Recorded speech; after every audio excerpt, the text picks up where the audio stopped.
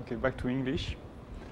Let me give a small summary of what we did yesterday to bring us back into the subject.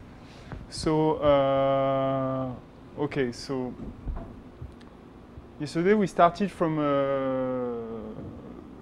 to define a polymer measure, which was a probability measure on a set of paths which were like this. So simple paths with two n-step constraint to remain positive.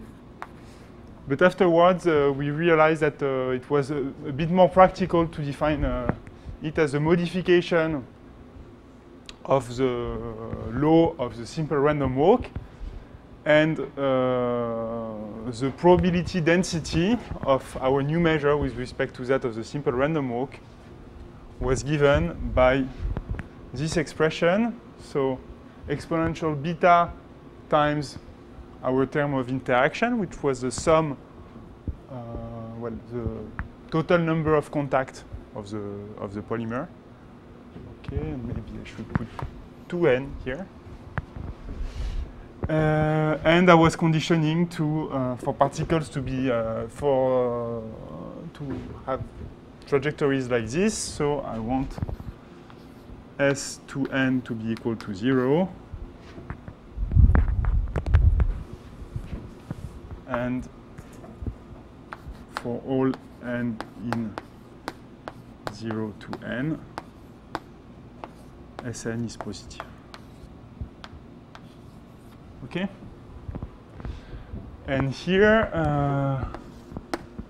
this Zn beta plus, it was a partition function, which was equal to the expectation of this term. So the expectation of exponential beta hn of S index S2n equals 0, and for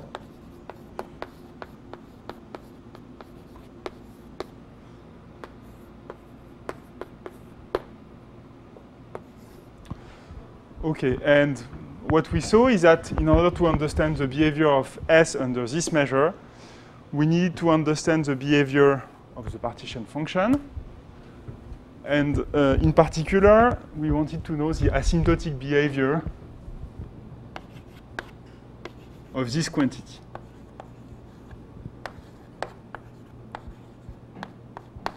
Okay.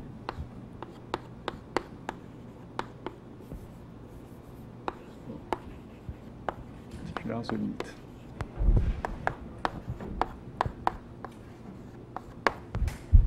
Okay.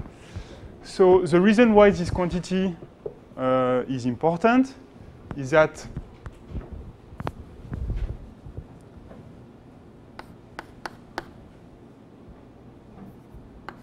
okay, we'll write. If I look at the derivative of this guy, so this is a convex function.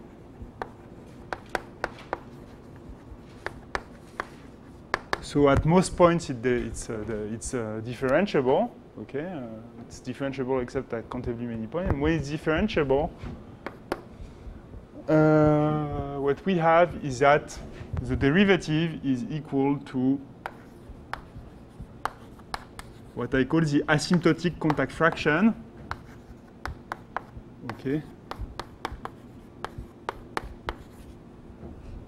which is the fraction of points which are contact points. Okay, I mean,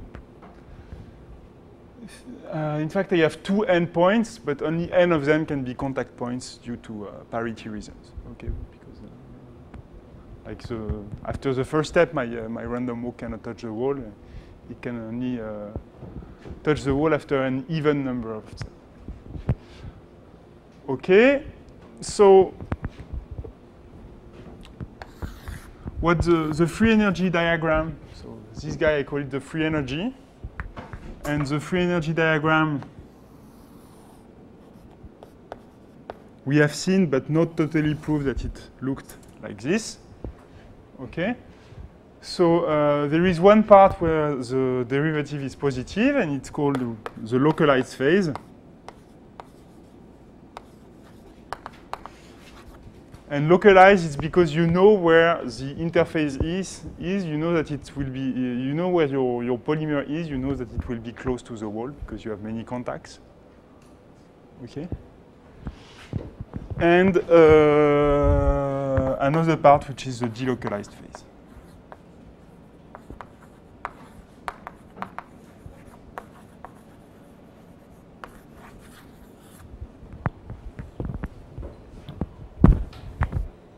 Okay, so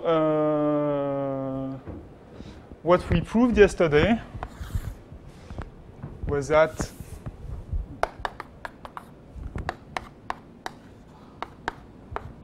f plus beta exists, is convex, and non-decreasing. Okay, and okay, convex and non-decreasing is just because these functions are all convex and non-decreasing, so you keep this characteristic passing through the limit. And the existence of the limit, we proved it by using superadditivity. What we didn't prove is the fact that it's positive and that you have this critical beta.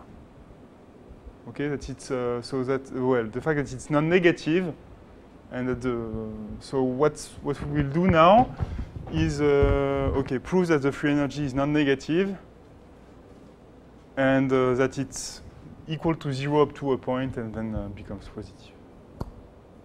Okay. So any questions so far about what we did yesterday or about the summary? Okay, good. So, okay. Let us show that f plus of beta is larger than 0.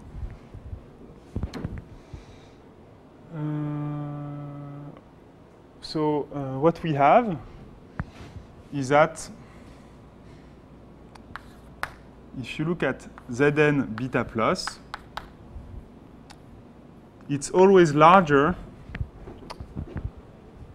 than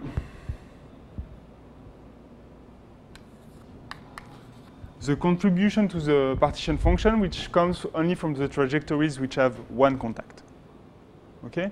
Instead of taking all the paths in this expectation, I will only choose to take the paths which only touch the end. So I will consider paths that do something like this. Okay? That stays above 1. Okay, except at the end. So if I look at this, what I get is, well, exponential beta, because Hn is equal to 1. And then the probability that, well, S2n is equal to 0. And for all n in 1, 2n minus 1,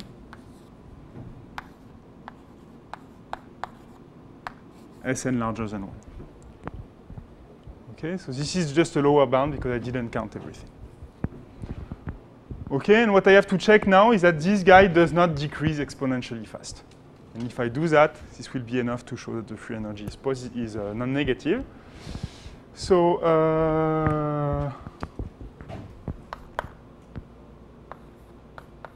okay, so I have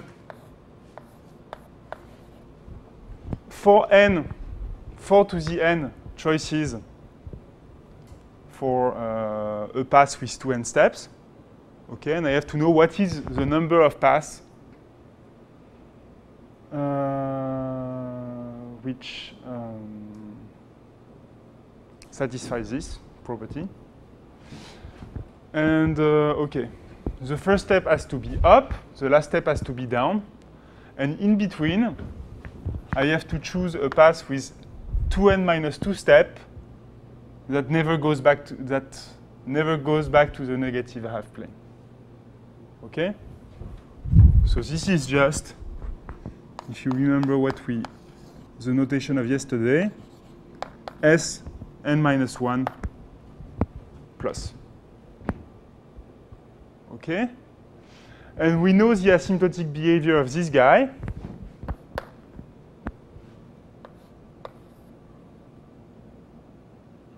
So this is larger than exponential beta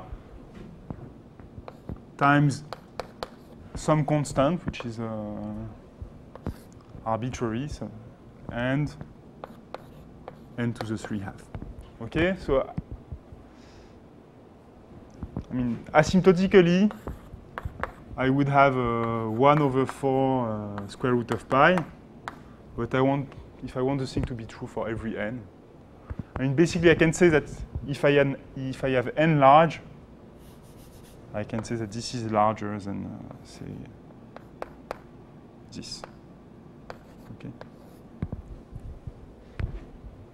I just take half of what I would have for the asymptotic. Okay, so in particular, what I have is that 1 over n log Zn beta plus is larger than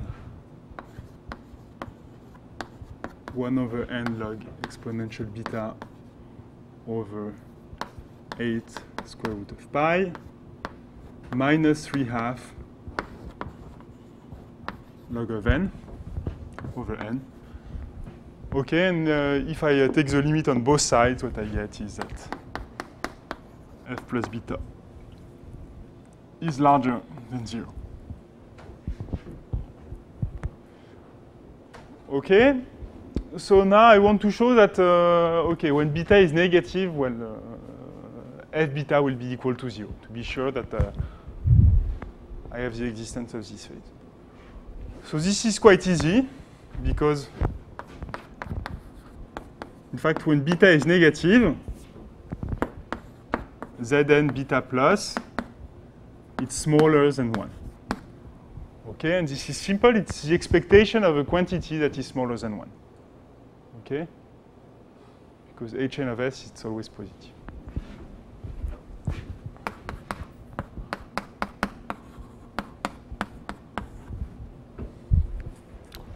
Okay, so what remains to do is to prove that, okay, somewhere f of beta is positive. So what we have to do is to consider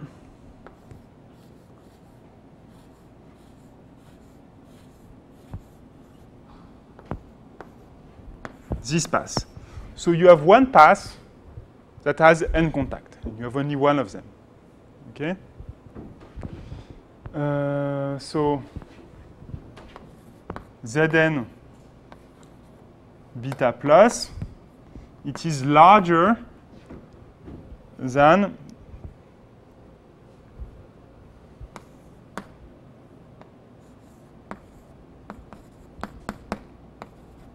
so I will call it, say, S0.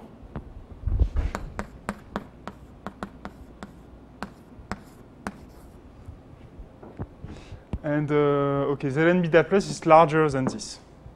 Okay, so I mean, here my S0 is a finite path, and S is an infinite path. So I would have to say, okay, S0, S1, S2n equal S0.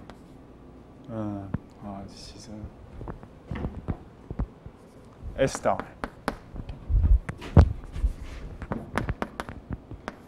Okay, so the probability of this to happen is 2 to the minus n, okay, because I'm fixing n steps, 2n steps. So what I have is exponential beta n times 4 to the minus n. So if I take the log and pass to the limit, what I get is that f plus of beta, it's larger than beta minus 2 log 2. Okay.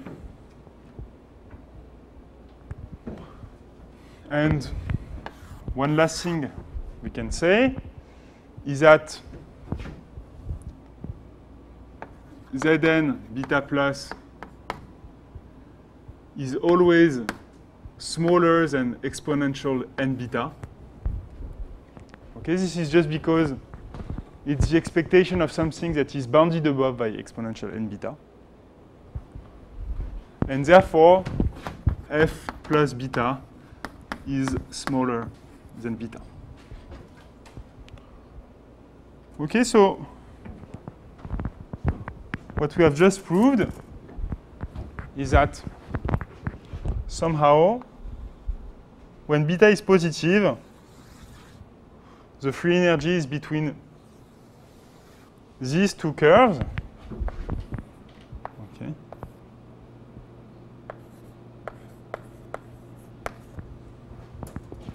These two straight lines.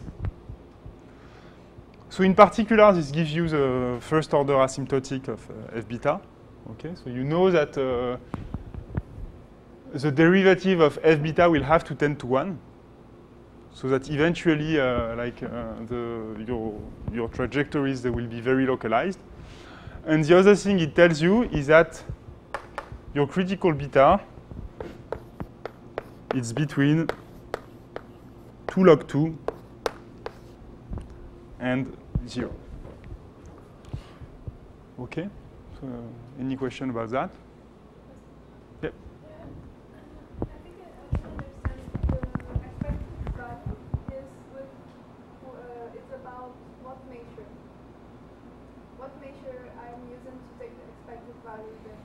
Okay, so the expected value, you're taking the simple random walk here. Okay? So because when you take the probability there, you just count the possibilities. And I didn't understand that. The probability is the simple possible. It's just count the... Yeah, so it's the simple random walk. So it's an infinite walk, okay, with infinitely many steps. But here I'm looking at an event that just concerns the first 2 n steps. Okay? And the first 2 n steps, I mean, the distribution of the increments is just uniform on all possibilities because it's a simple random. Okay?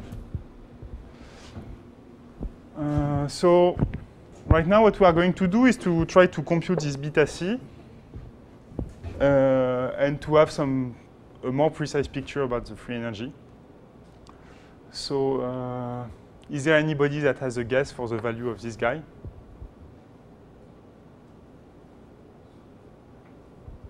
Okay, so we'll see.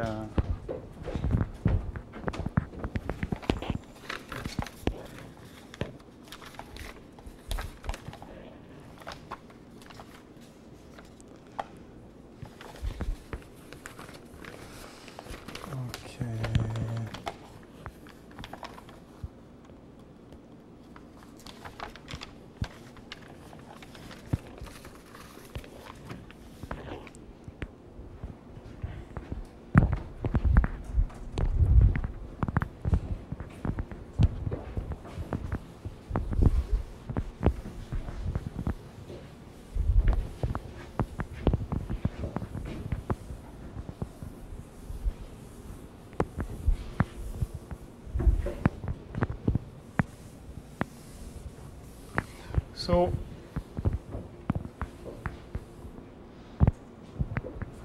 from the beginning, what we took this constraint that the random walk had to stay positive, and this was because, I mean, really, for our model, we were really trying to see a polymer interacting with a wall which cannot be crossed. But somehow it's much easier when you don't have a wall. And so let me define the partition function of the model without the wall, which will be just exponential beta h and s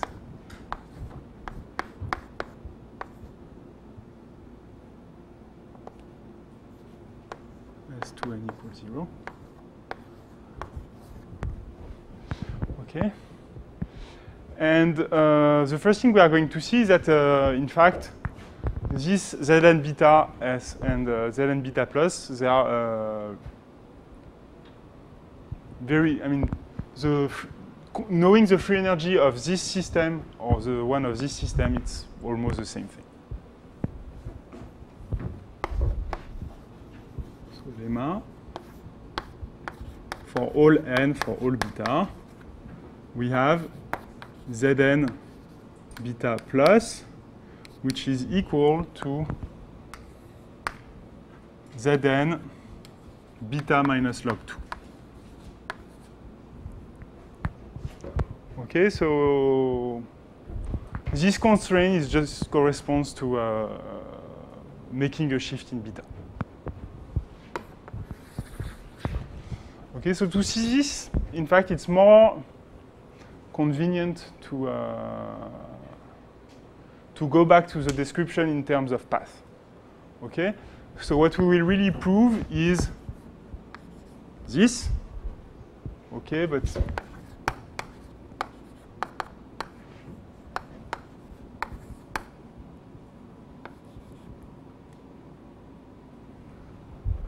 as you remember from yesterday, okay, so this was the partition function that we introduced yesterday when you sum over all the paths.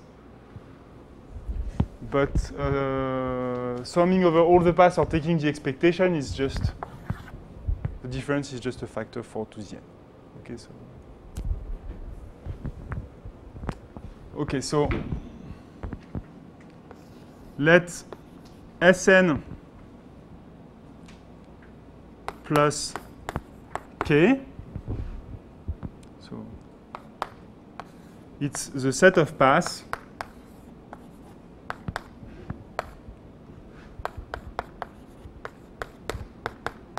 with k contacts with the wall.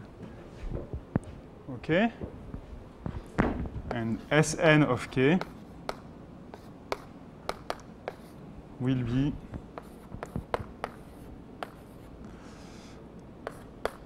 the same thing, but for paths that are allowed to be negative. Okay, so these are the definitions of yesterday. And what I want to say is that,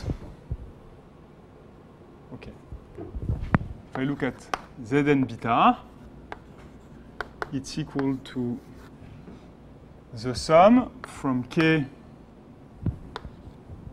equals 1 to n of exponential k beta times S and k. Okay, and on the other hand,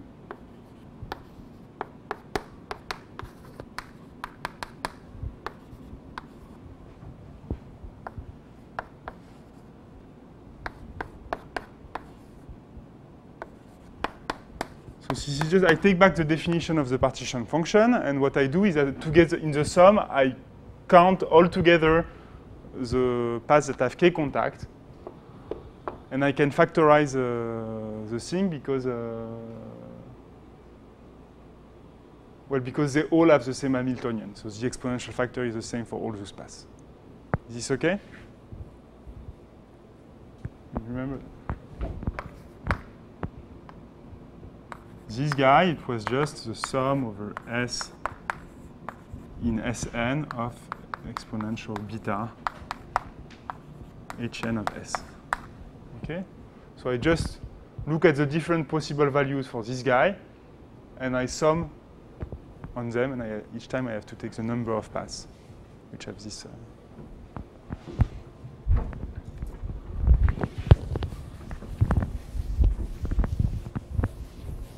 So now what I want to show is that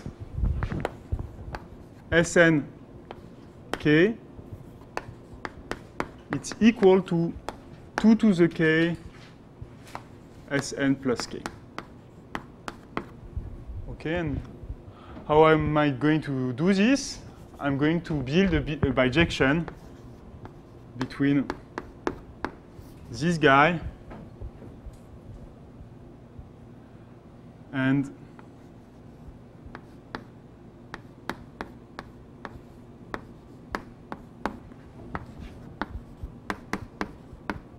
this set. Okay, so the bijection is quite simple. So let me draw a path.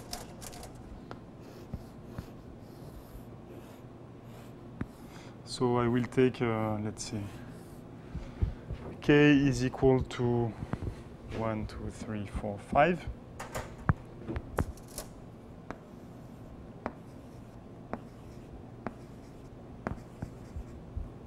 Okay, here k equals 5 because in the definition of Hn, the sum doesn't start from 0. Okay, and so to this path, what I associate is first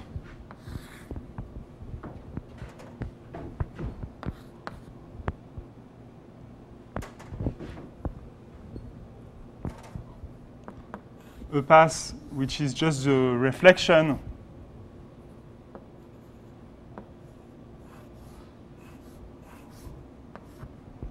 so what I do is that I flip all that is below the wall above the wall. Okay, so this gives me the reflected path. And in order not to lose information,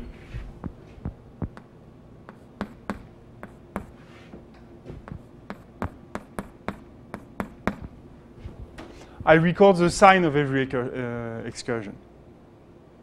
So for one path which is allowed to stay negative with a k contact, so with k excursion, I associate one path which stays positive and k values plus 1 and minus 1, which are just the sequence of values of the signs of the excursions.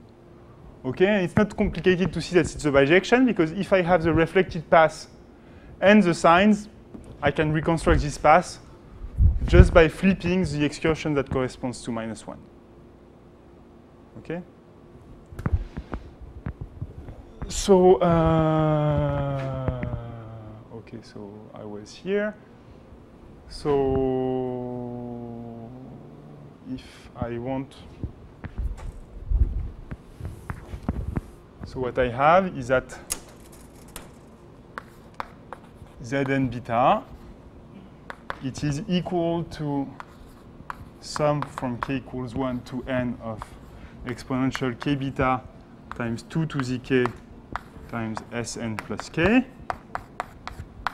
Okay. And this is just Zn beta plus.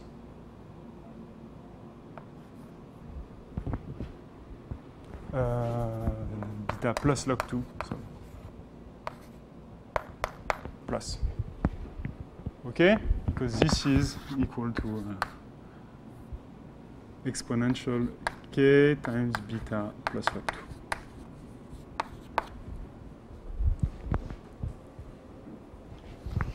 2. Okay, so now I drop the plus. I just need to know what is the free energy corresponding to this partition function.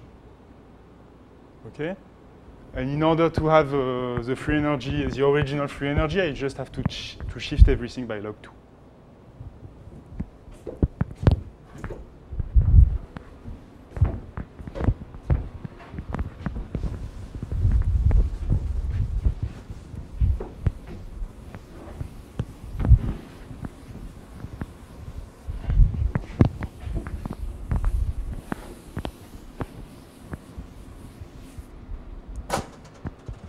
Okay, so now I know that f plus of beta plus log 2 is larger than 1 over n log Zn beta. Okay, this comes from the superadditivity statement that we had yesterday. Okay? And here what I do is instead of having a plus, I just drop the log 2. And so what I really need to find is I need to find a lower bound now on this guy for some n. And what I would like to show, in fact, is that as soon as beta is positive, this guy is positive for some n. Okay. So if I look at the derivative of this guy with respect to beta, what I get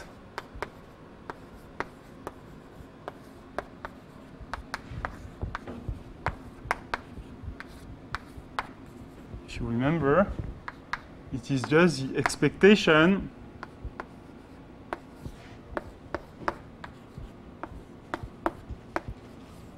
of H and S. Okay? So in particular, what I know is that for beta positive,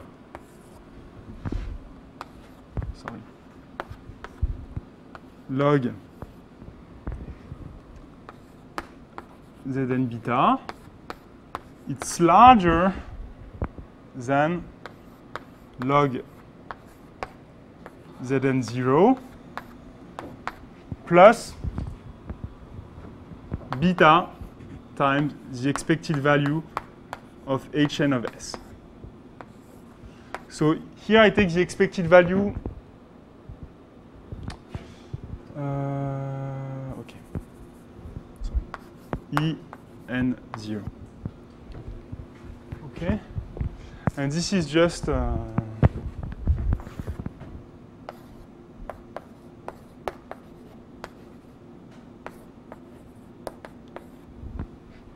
okay, so from convexity, I know that for positive beta, the derivative will be always larger than this.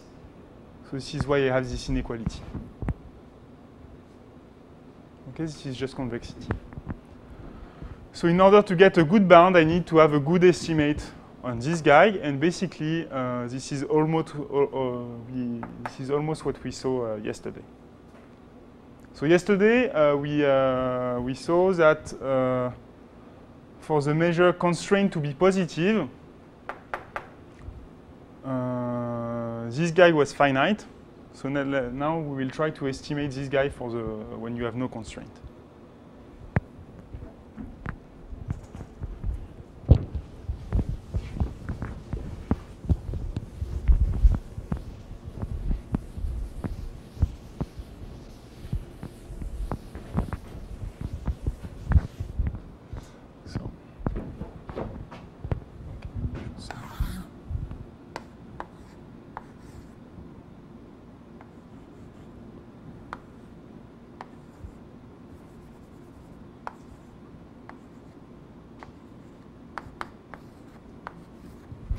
So if I look at some n, which is in the middle of some coordinate in the middle, what's the probability of having a contact?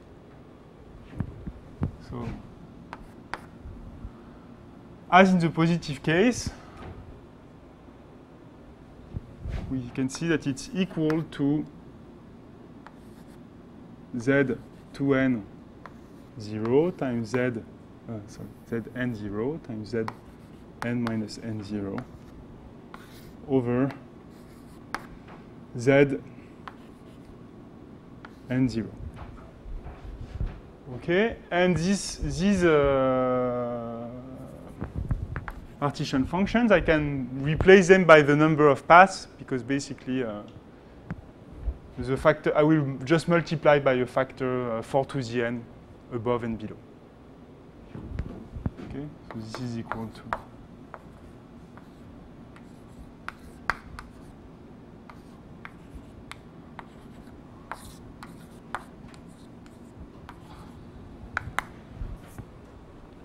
and now if I replace everything by its asymptotic, what I get is square root of n over square root of n times square root of n minus n And I just put a small constant here because I want things to be true for all small n. For all n. Okay, and this is because z0 n it's equal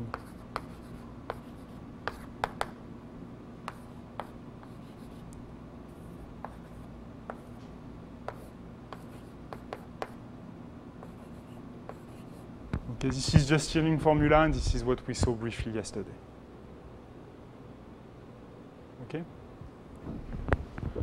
So yesterday we made that for Zn plus, and we had 3/2 all over the place, but now we only have okay, so in particular, for n smaller than n over 2, okay, you can cancel this term, well,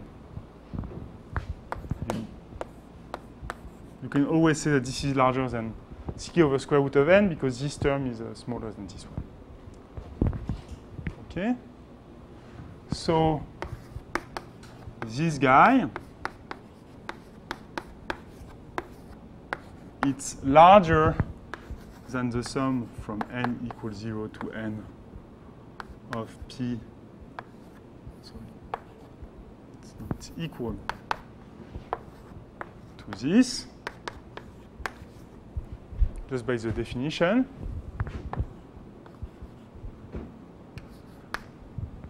And it's larger than c times sum from n equal 1 to n, 1 over square root of n.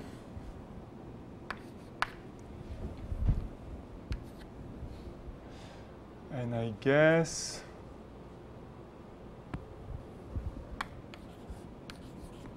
okay, if you don't bother changing the constant, it's larger than c times square root of n. Okay, so now we want to use that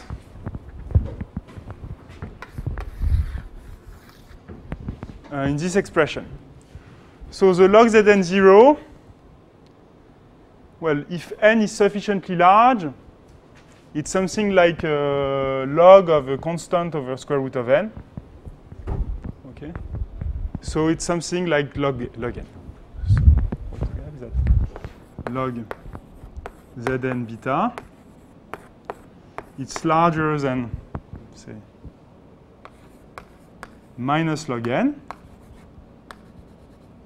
okay, for n large.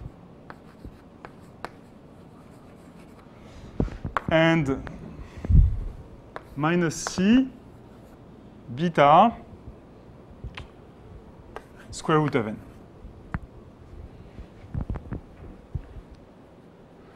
Okay, so what I want to say is that I know that if I can show that this term is positive, I will have shown that the free energy is positive. Okay? So already, okay, because, well, okay, C prime.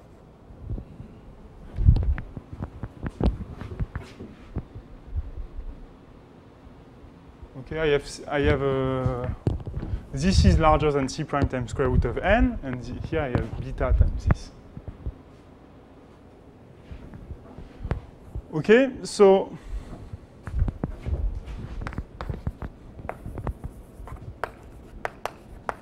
if I fix beta, I want to prove that this is positive for some n. Well, I just have to take large enough, this term will overcome this one.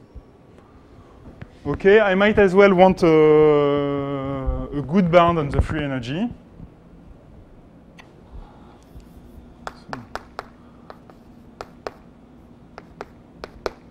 So we can try to take the best possible value for n.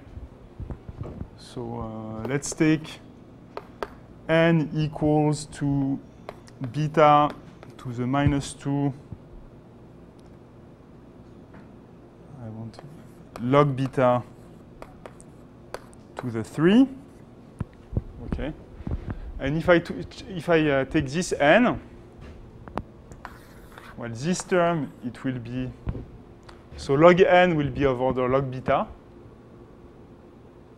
Okay. So this term will be, okay, the main order will be beta to the 2 log beta to the 2.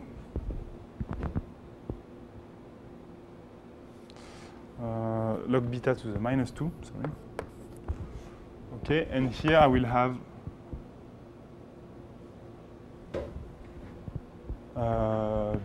C prime beta to the 2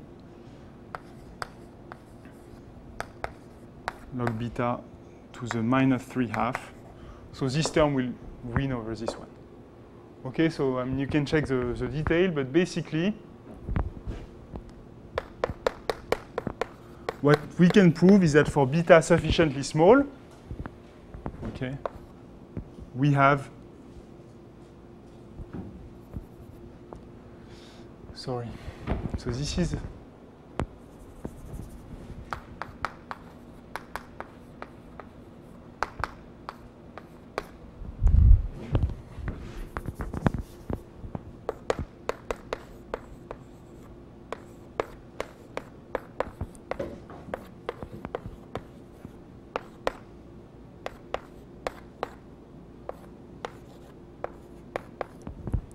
okay, so not only we know that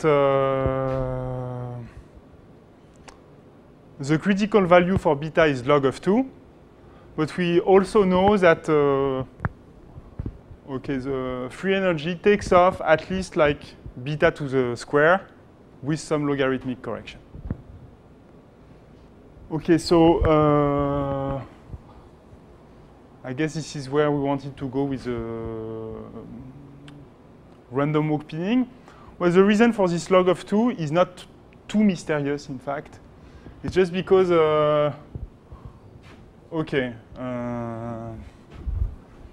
the reason for the entropic repulsion of the wall, the reason why when you take beta equals 0, the path tends to go away, is that when you come close to the wall, you have only one possibility for the next step instead of 2. So in order to compensate from that, for that, you want really to multiply by 2. Well, you want the energy bonus that you have to somehow multiply by 2 the weights along the trajectory you are summing up. Okay, so I don't know if I'm clear, but this is kind of where the intuition is. So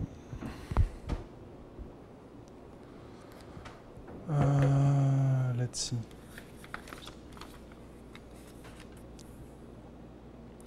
Yeah, so I guess we are going to take a break now. What we'll do after the break is to change the framework once again.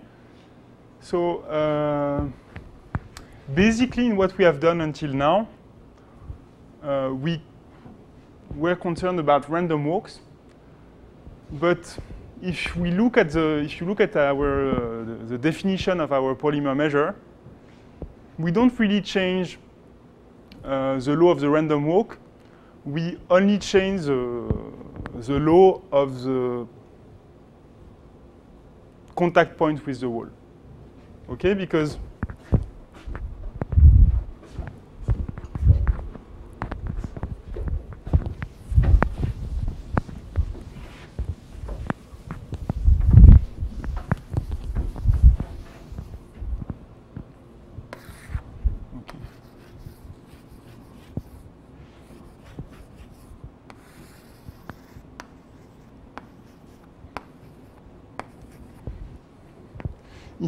if you know where the contact points are, okay, basically you know everything about your polymer measure because the excursions away from the wall, they are distributed like the excursion of the random walk.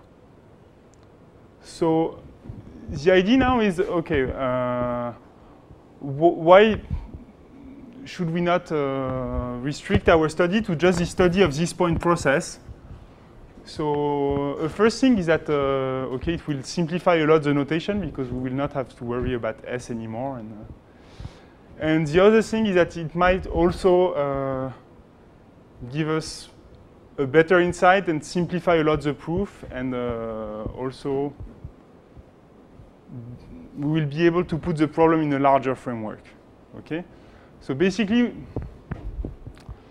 with what we've done, so you know a bit about the free energy diagram for the pinning based on the simple random walk.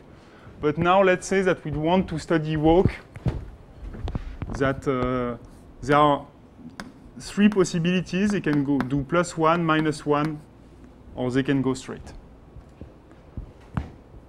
Well, basically, what you would do is start over all the analysis and see what happens.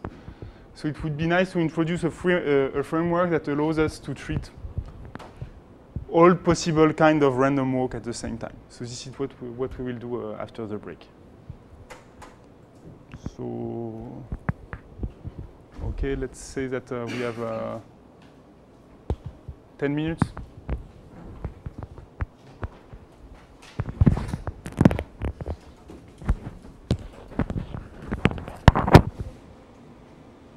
Okay, maybe first, any question about the first hour of lecture?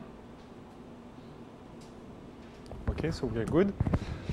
So the idea is now is the following.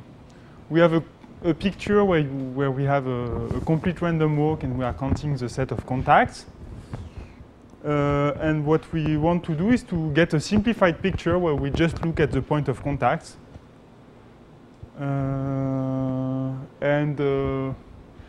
Okay, we might as well divide the size of the system by 2 because we knew here that half of the points could not be points of contact and were useless. Okay, so let us see how we define these return points that I have denoted here as τ1, τ2, τ3, and τ4. So I will set τ0 to be equal to 0, so given S as a simple random walk trajectory.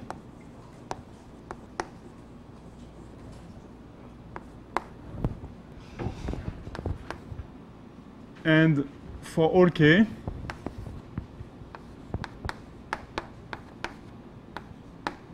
τk will be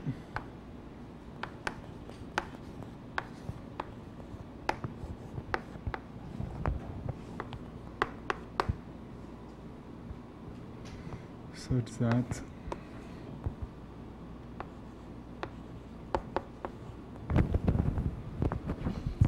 so it's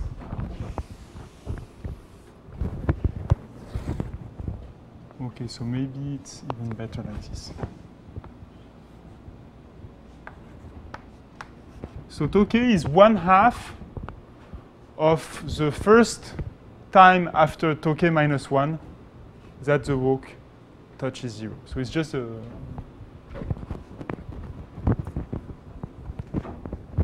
okay, so if S is distributed as a simple random walk,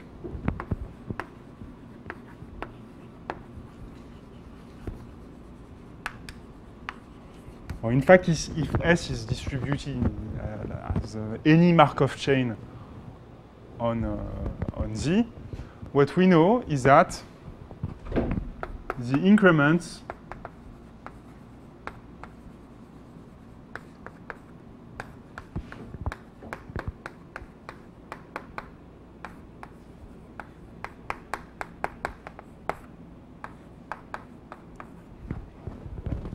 of tau, they are IID random variables.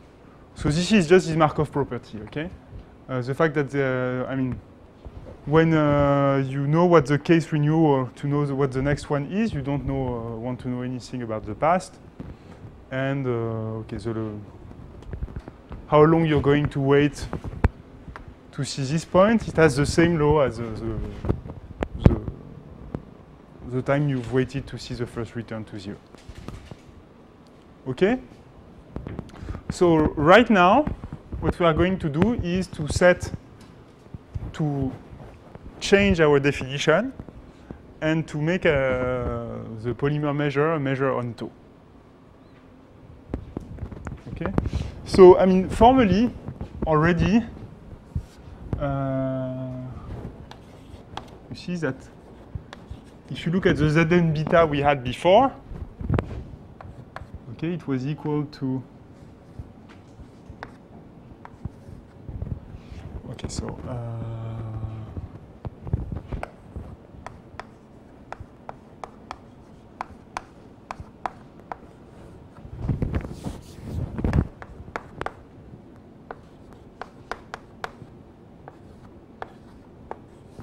if you look at the Zn beta you had before, if you define tau as a function of S, you can rewrite the partition function as this. Okay, and you can rewrite the density in this manner. So this is where you see that, in fact, where you modify the law of S, what you really modify is just the law of tau. And S condition to tau really have the same law. So this is formally what I said before. Okay? So we will just keep the same definition, but now we are going to work with a general tau, which is not the one of the simple random walk. Okay, so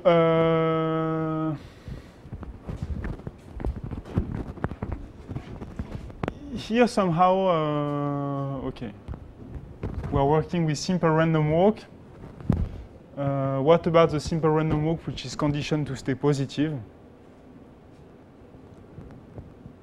So, so basically, you can do the same thing. Okay, you can define P plus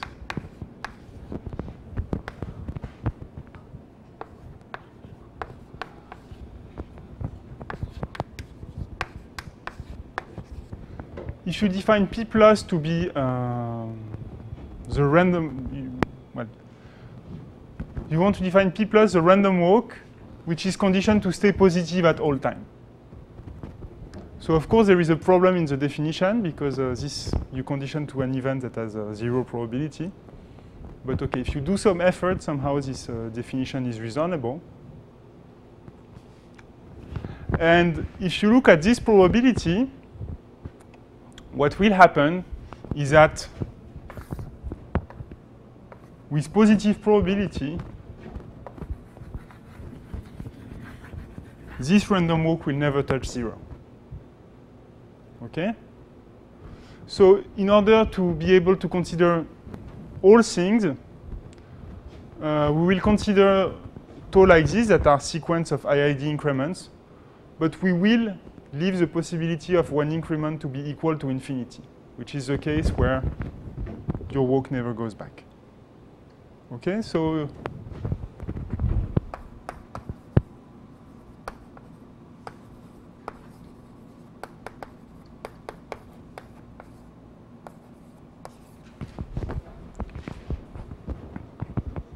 this sequence, it has value not in n, but in n union infinity. And okay, once you are equal to infinity, you just stay there.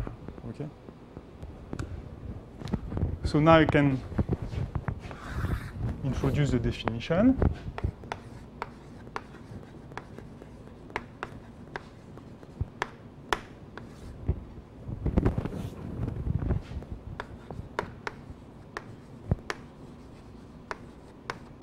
The sequence tau satisfying tau 0 equals 0. Okay. A random sequence tau.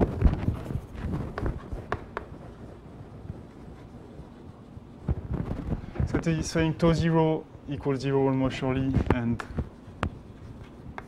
tau k plus 1 minus tau k are IID distributed and have value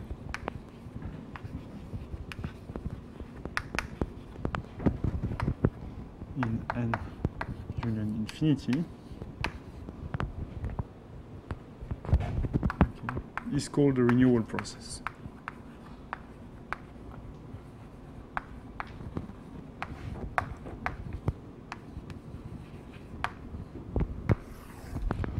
Okay, so and now our polymer measure will not be a measure on a random walk, but on a renewal process. And what's important is that we will consider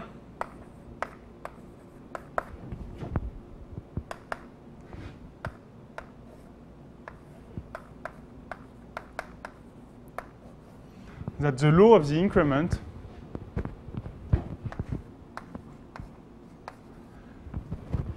it has a tail which decays like a power law. Okay, so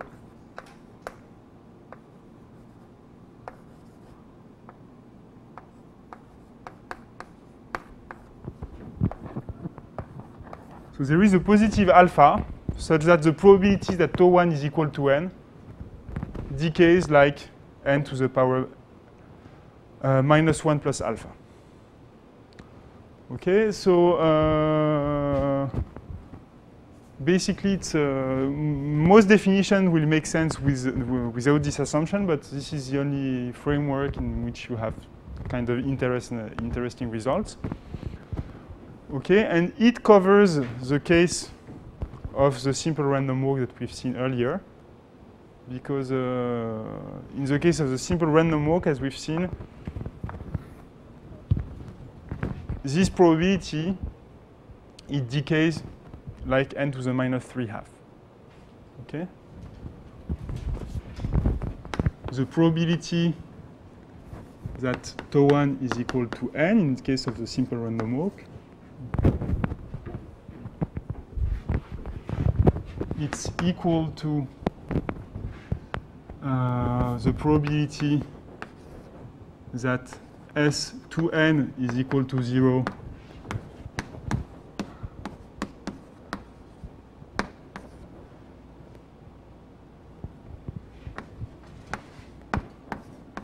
and that for all steps before Zn is strictly larger than 0. Okay, and then if we count over all possibilities that we have, okay, so 0 to n, well, you have two possibilities. You can either do something like this or do something like this. Okay. In the first case, you have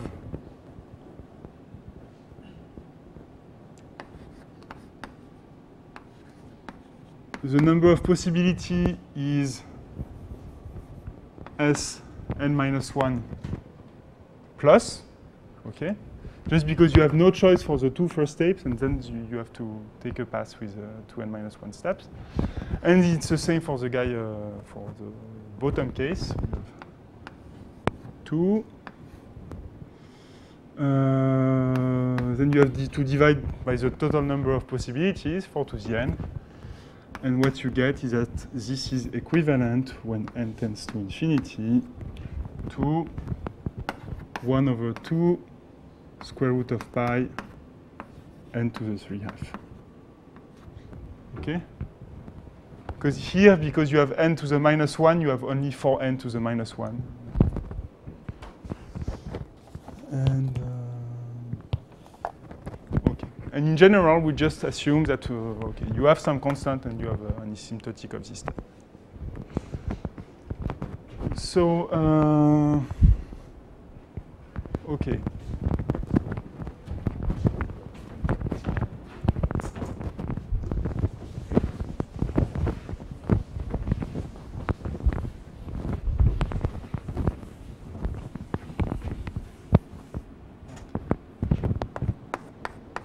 If tau is a renewal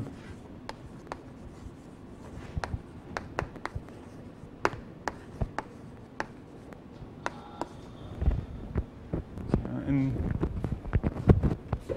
okay, just to see.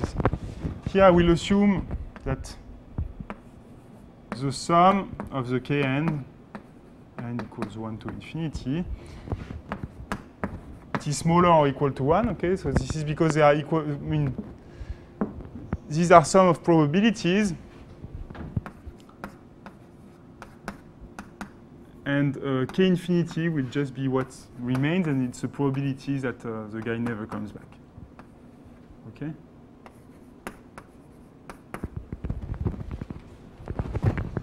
So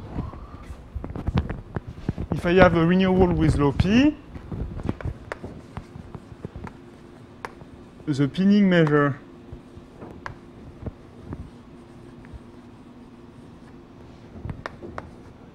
P and beta is defined by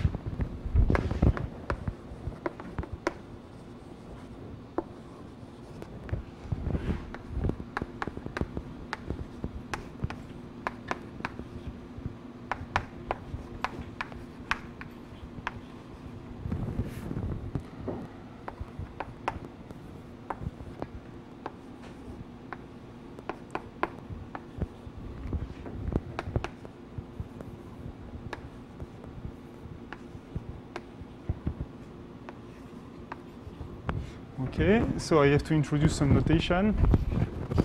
Okay, so here this thing is a delta. Okay, and I will write delta n for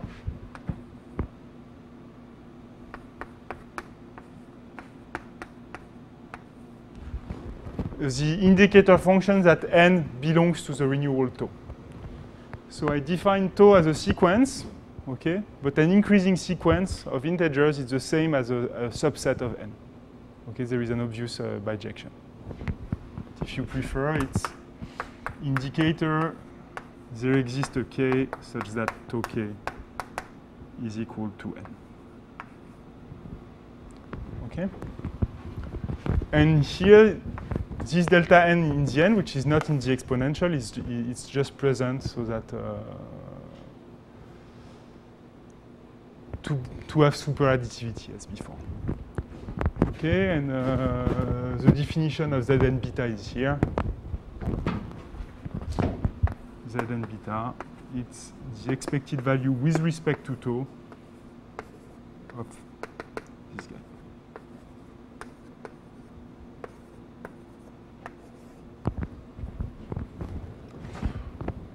Okay, so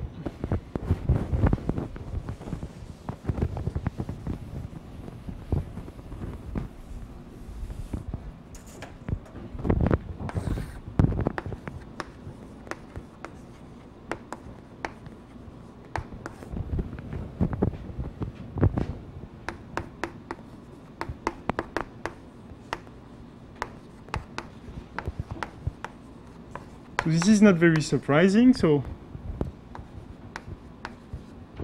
you can define the free energy for this guy. Okay. Exist is non-decreasing.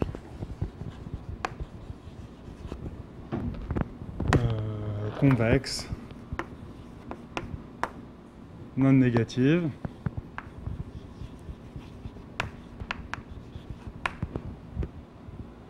And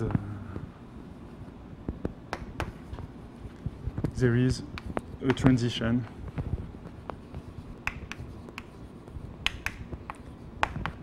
at beta c. So in fact, I will not prove that because basically this is what we did last time. This tau that you have, it's a Markovian process, so you can use the Markov property as we did before. And in fact, if you write the proof of this, it will be simpler than for the simple random walk. Okay, what you have to do is to use superadditivity. Okay, convexity, and well, to show that it's positive, it's really trivial because Zn, it's larger than this. Okay, you can just consider that the trajectory of tau where it has only one contact, and as Kn does not decay exponentially fast, this is sufficient to tell you that the free energy is positive. Okay, and this is where we need this assumption, and well, it's important because we really want a phase transition here. So, but now we can do much more. What I'm going to show you is that there is an explicit expression for f beta, and we can really compute it. So it was not at all obvious from the simple random walk expression. But now, I mean, computing the free energy will just be a two-line computation. Okay. So let's look at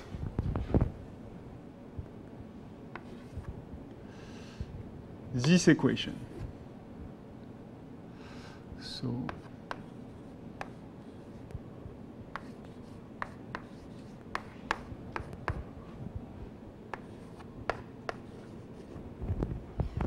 okay, so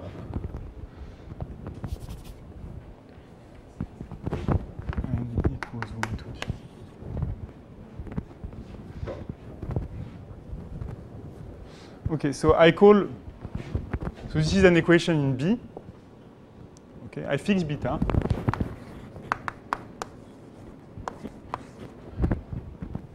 And I want to choose B that satisfies this. Okay, so if I look at this as a function of B,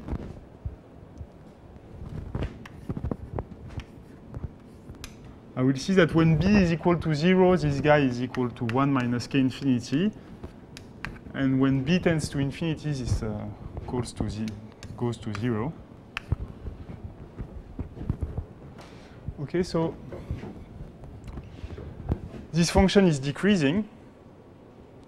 So I have, if exponential minus beta belongs to this interval, I have one solution. And if not, I have a 0 solution. Okay? So I will fix B to be the solution of this equation if beta is smaller, is larger than minus log 1 minus k infinity.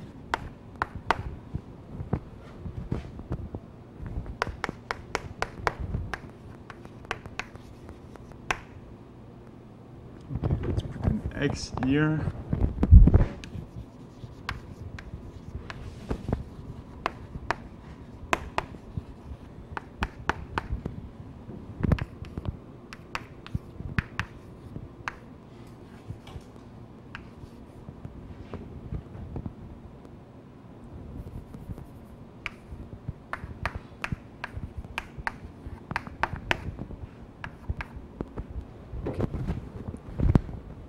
So I fix B to be either 0 or the solution of this equation if it has one. And I will try to rewrite the partition function and to erase the dependence in beta and to replace it by a dependence in B. So, okay, let's look at it. Zn beta. So I can write Zn beta as a sum over k equals 1 to n, where k will be the number of contacts, okay, the number of renewal points. Okay, then I have to sum over all possible increments. So I will sum over all L1, L2, Lk. And if I want this to be my increments, I want the sum of the Li's to be equal to n. Okay, because I want n to be to belong to 2. Okay, now I want to know what the probability of this renewal is. So it's the product from I equal 1 to k of Li. Okay, I hope you agree. And I can, and the Hamiltonian give me a contribution exponential k beta. So this is my partition function. Okay. So now this exponential k beta, I can put it here.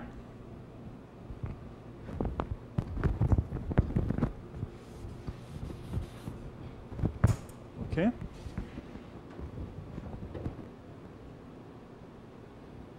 Just that I have exponential k beta, and here I have k terms in my product. And now what I will want to do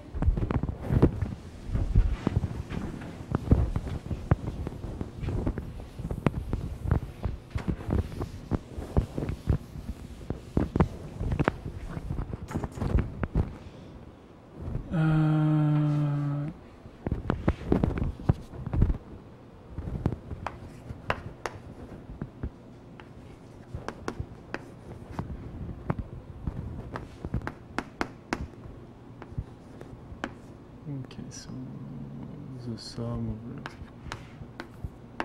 of L, and I will modify my product.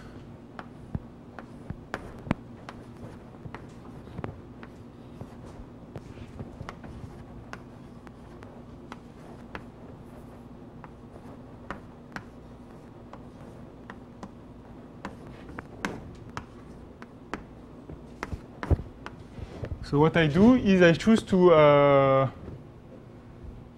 introduce a term exponential minus b Li in order to have something that looks like this. And if I do this, I have to compensate it. So I have also to multiply by exponential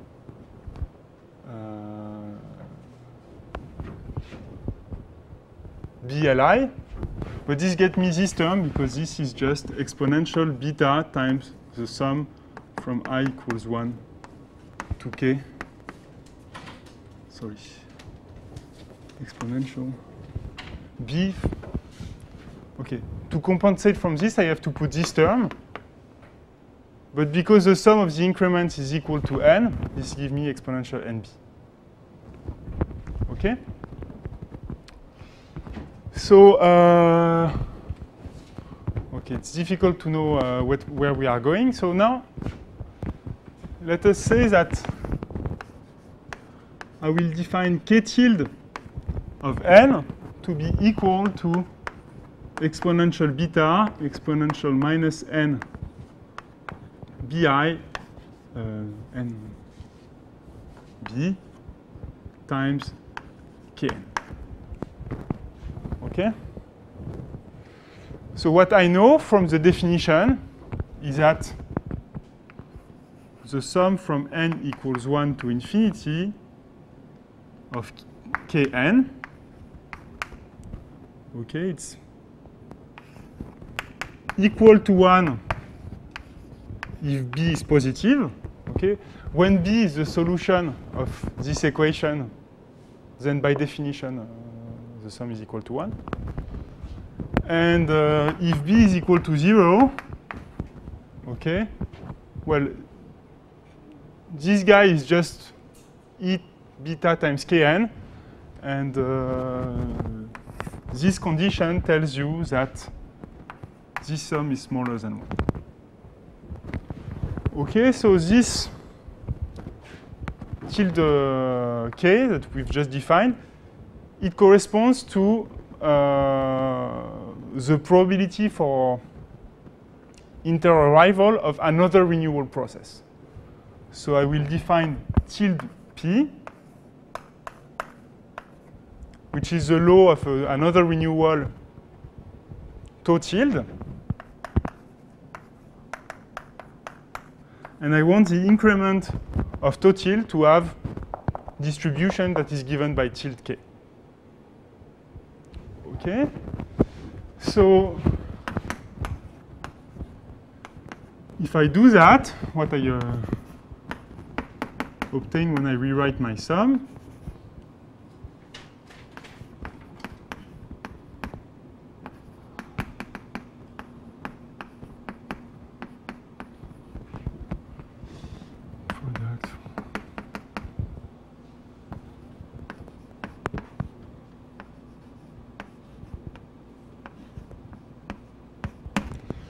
that everything disappears except this exponential NB that comes to the front.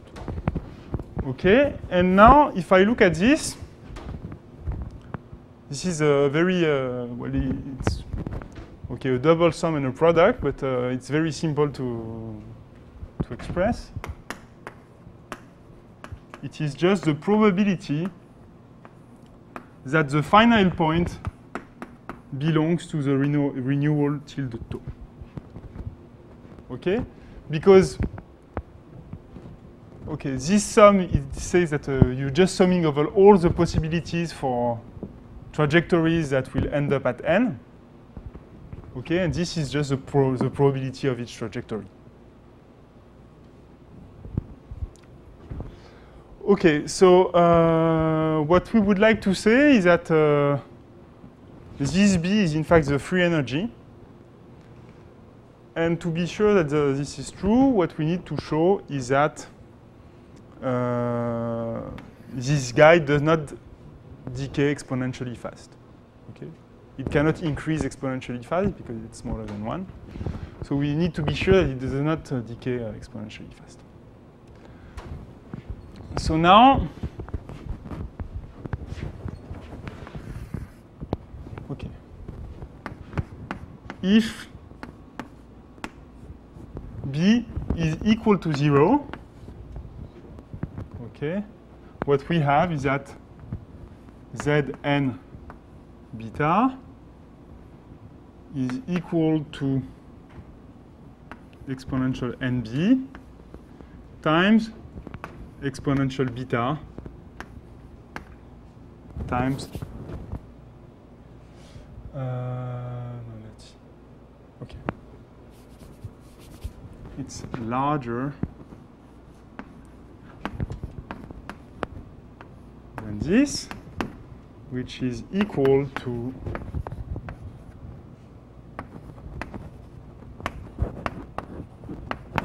this. Okay?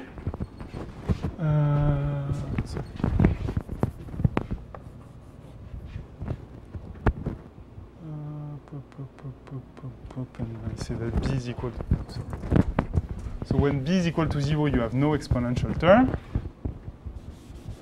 And the tilde Kn you have, okay, is just exponential beta times Kn. Okay, so you know that this guy decays with polynomial tail, so it does not decay exponentially in particular. So you have that the limit of 1 over n log Zn beta is equal to 0.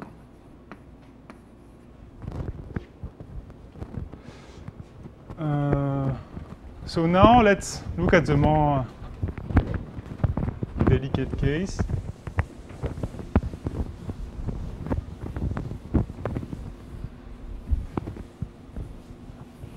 Which is, okay, what if B larger than 0? Okay, so when B is larger than 0, what you have is that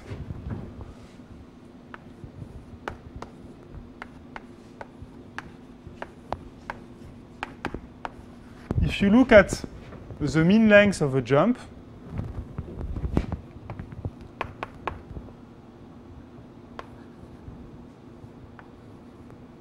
which is just equal to this, it's finite because Kn, it decays exponentially fast. Okay, so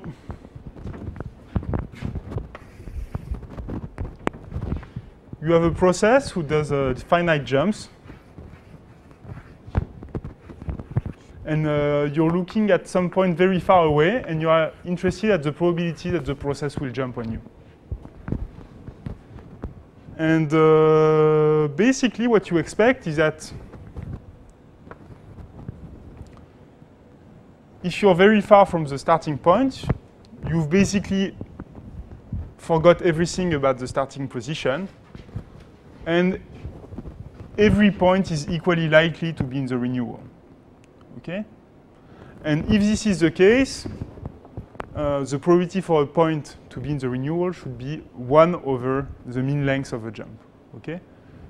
Because of the law of large number, you know that the number of renewal is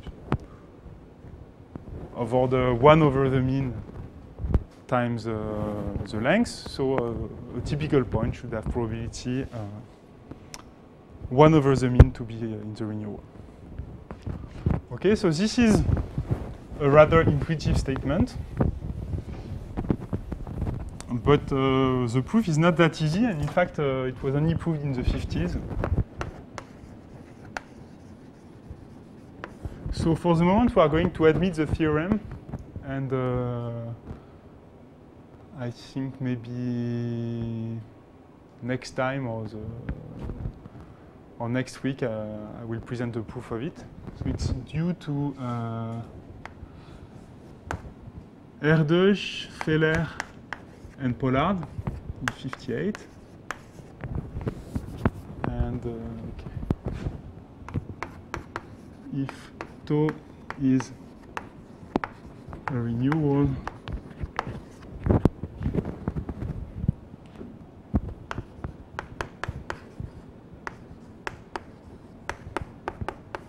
okay, now I suppose the renewal to be recurrent, okay, and mu is equal to the expected value of tau1,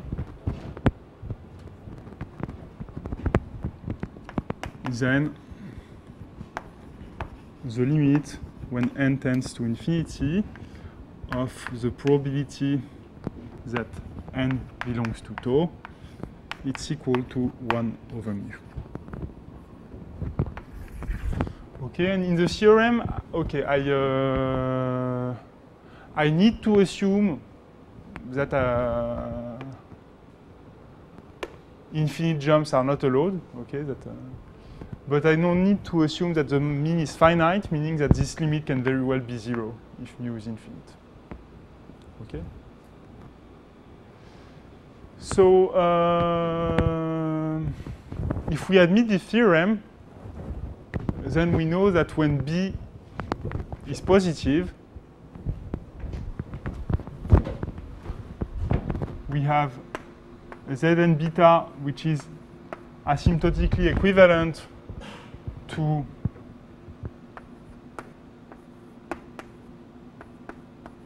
one over E of tau n, tau1 times exponential nb.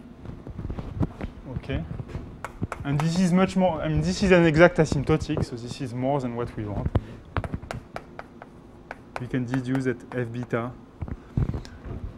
is equal to B. Okay, so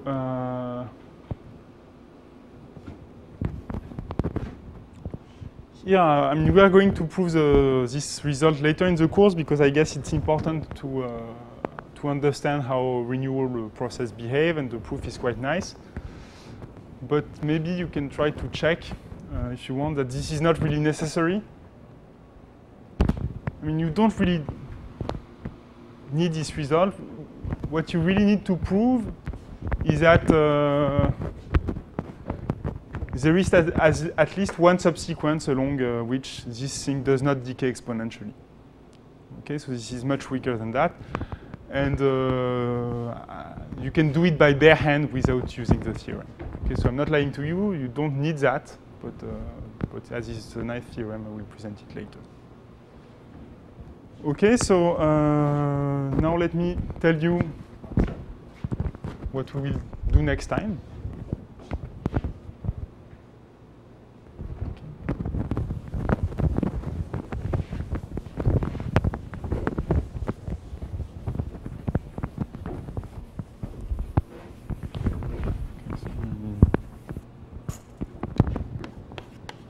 So let's first.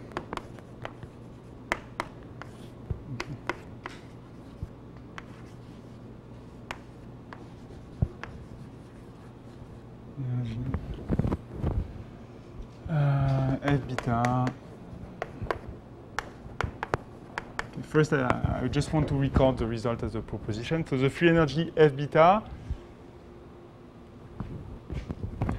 is given by Okay. F beta.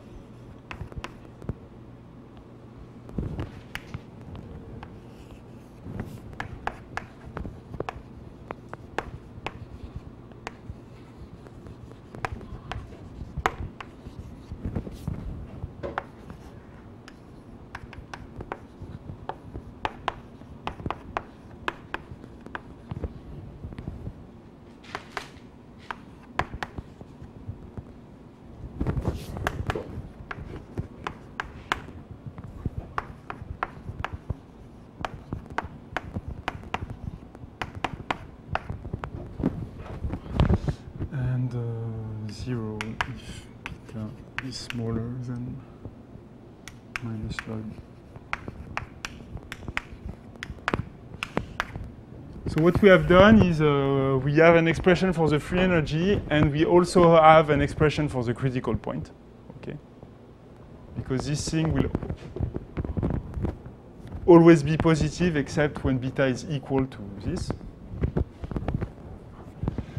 And what we will do next time is to try to get an asymptotic, well, to try to have to derive asymptotic properties of f beta from this formula.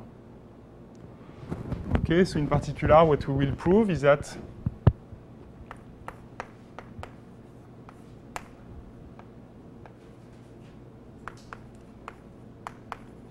around the critical point,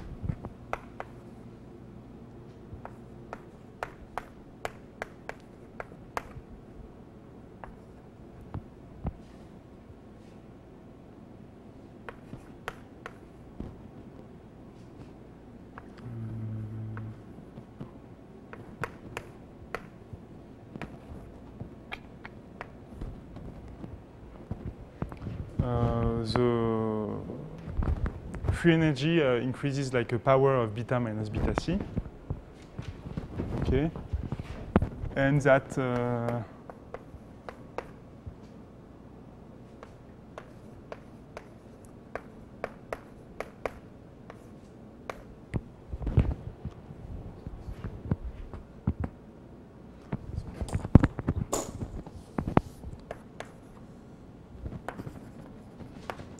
and we also deduce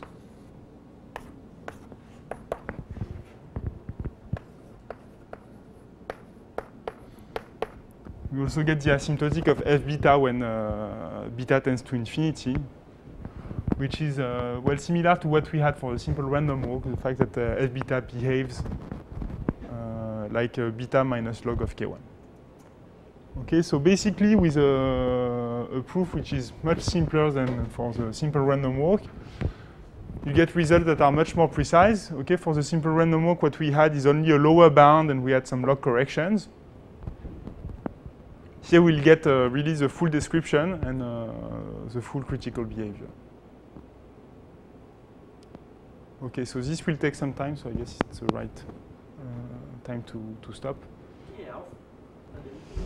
Yeah, so alpha, it's a good question. Alpha is, so I said that Kn had to be asymptotically equivalent to this. Okay, so alpha is something that depends on K. Okay, in particular, when alpha is equal to 1/2, so in the case of the simple random walk, the exponent you have here is 2. So it's the one we found earlier, but with a more precise result.